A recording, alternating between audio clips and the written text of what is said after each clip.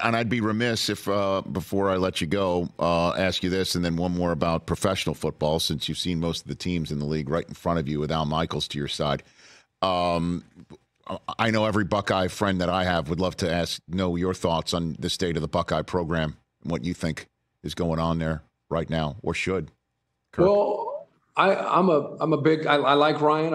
I know him. I know what he's about. I think this has been hard on him. Obviously, I mean, when you go 11-0 and you lose to Michigan and you're getting ridiculous treatment from your fans, it's not just, oh man, they got to beat Michigan. It's just, it gets personal, and the attacks, I think, for him and his family, I know are not something he signed up for, but he understands it.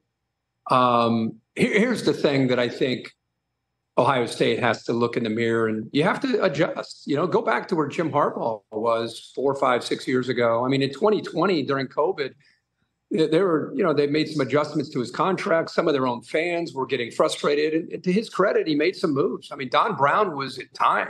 Before that, Don Brown was a hero, and they had to make some very difficult decisions. And he got younger on his staff, and they got faster in some key spots, and they adjusted. So, and Alabama's going to try to adjust, and Georgia, everybody adjusts. I think with Ohio State, the adjustment is they recruit on a national level, and they get great individual talent. And I think if there's one thing that right now has gotten away from them a little bit is everybody pulling the rope together? Is it a bunch of individuals that they're trying to talk into understanding about Ohio State and Ohio State's history?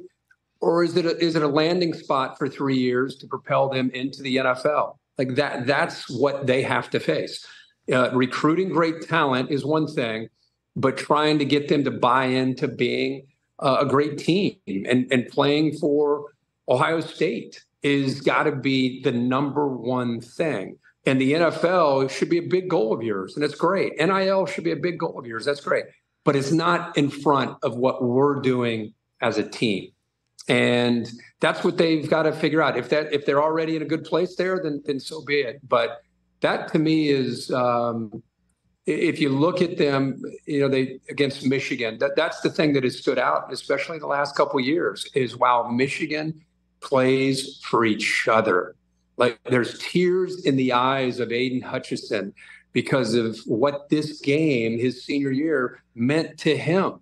All that he put in to not just being a great individual player that would go on to be an early draft pick and play for the Lions, but walking off that field at the Big House and beating Ohio State and the tears coming down his face, like that matters. And then he leaves, and then the next group of guys take it on. And so, if you're playing backyard football and picking Ohio State and Michigan players, you're going to pick a lot of Ohio State players. But right now, to the credit of Michigan, they have a team concept.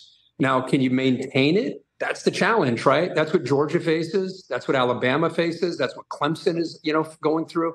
That's the real challenge. Is it's one thing to get up there and get it, but can you lose class after class after class and keep that team, that us, as the priority? To me, that's the greatest challenge of the elite in college football, is the consistency of doing that. Catch the Rich Eisen Show every single day on the Roku channel, 12 to 3 Eastern, for free.